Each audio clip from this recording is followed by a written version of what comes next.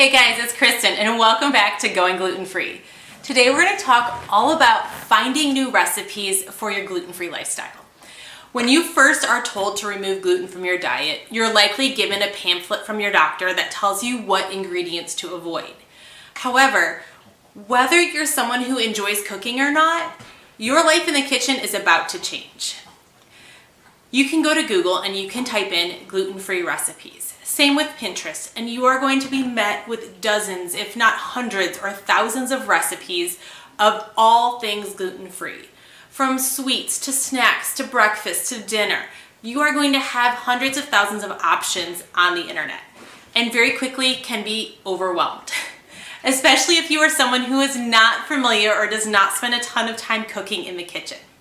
That's where things are going to change. Here's the thing, part of being gluten-free means prepared meals are going to be harder to find, and when you do find them, they're probably gonna be more expensive. That's one of the biggest downsides to being gluten-free is ease and price of food. It's not a bad thing because there are plenty of ways that you can cook your own gluten-free favorites. And that's going to start with things that might be right at your fingertips. Yes, you can start with Google and Pinterest. You are going to find so many different recipes. So many, it's going to be overwhelming, and that's okay. I highly recommend starting picking one or two things that are similar to foods you already like and giving them a try. When you are finding things to cook, here's some tips for going through Pinterest and Google. Number one, read the comments. Inside of the comments of a recipe, you're going to find what people liked and what people didn't like. Because the creator of the recipe doesn't live in your household. Maybe they like things a little bit spicier and you don't. And somebody made the recipe and realized it was way too spicy. Good things to know.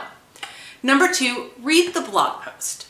I know, there is all of those memes out there that you just want to get to a recipe, you don't need the author's life history. However, that blog post could give you so much insight on how to cook something gluten-free. For example, they might tell you in that post what brand of flour they used to make bread. That could make a big difference in terms of how yours turns out. I highly recommend taking the time and reading through it. And then maybe ask a friend. If you have a friend who is gluten-free, say, hey, have you ever tried something by this blog before? You might find out like, oh, that blog, recipes don't work out very well. Or, oh my gosh, that's so popular amongst the gluten-free community. You never know what you're gonna find. When it comes to other recipes, you might have some right in front of you and you not even realize it. I am a big fan of cookbooks. I went through a period of time where I bought a lot of cookbooks. And how many did I use? 0. I just like the covers. They're really, really pretty, aren't they? Meals She Eats is great.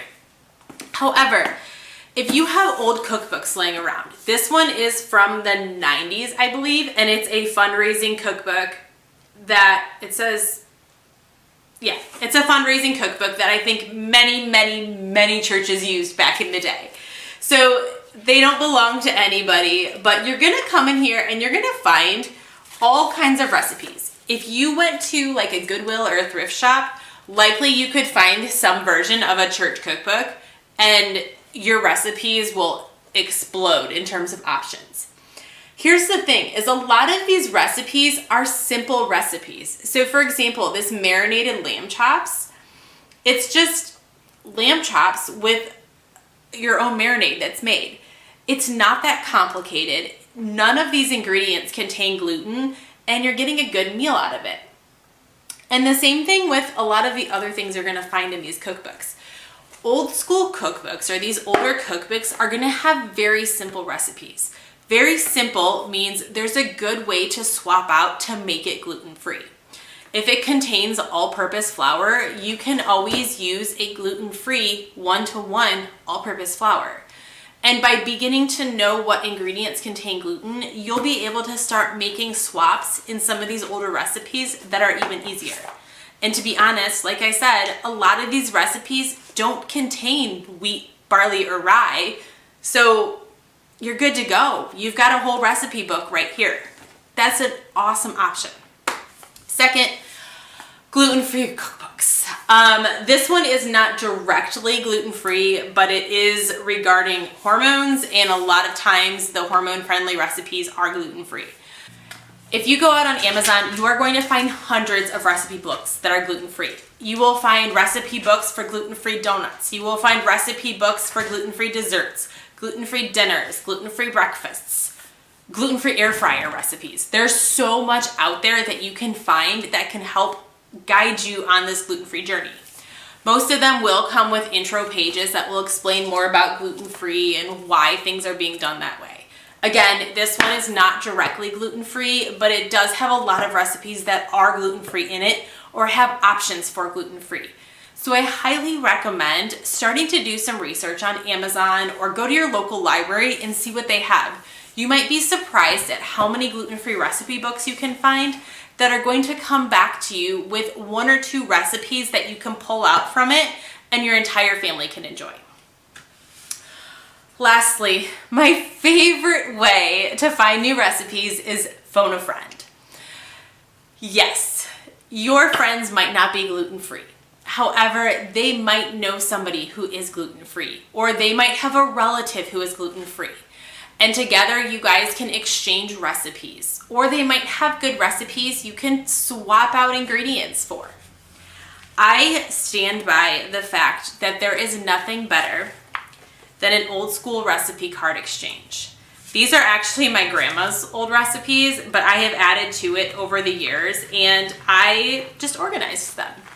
Now, are they gluten-free? Most of them are not. However, similar to this old cookbook from the 90s, which actually it says on here 92, so yes, from the early 90s, a lot of the recipes are simple recipes. They don't include a ton of ingredients and they don't include wheat, barley, and rye. So it makes it easy to swap things out when a recipe comes up that calls for something with gluten. For example, one of our favorite recipes is called Impossible Pie. If you've never heard of it, Google it because you will heavily enjoy it if your family likes cheeseburgers and heavy casseroles. That's what it is. It's a heavy casserole that's supposed to taste like a cheeseburger. It is not gluten-free, but it is made with Bisquick. And Bisquick has a gluten-free option, so we are able to still make it as a family and enjoy it, just a gluten-free version. So when you're looking for gluten-free recipes, don't hesitate to phone a friend or ask someone that you know that might know somebody who's gluten-free. There's a lot of things you could find and you never know what you might come up with. Have an old school recipe card exchange. Throw it out there on social media and say, who wants to exchange recipe cards? You'll be surprised at who might get into it, and you can even put disclaimers like, hey, find me 2 new gluten-free recipes you think I should try and send them to me. Get people involved and you'll find some cool new gluten-free recipes. So here's the thing. When you go gluten-free, you're going to have to hit the kitchen. There is no doubt about it. You're going to have to start cooking more if you don't cook already. But there are so many options out there between the internet and cookbooks and old school cookbooks and friends and family that you'll have endless opportunities for recipes.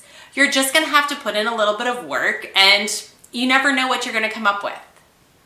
Come back again because we're always here to talk about going gluten-free.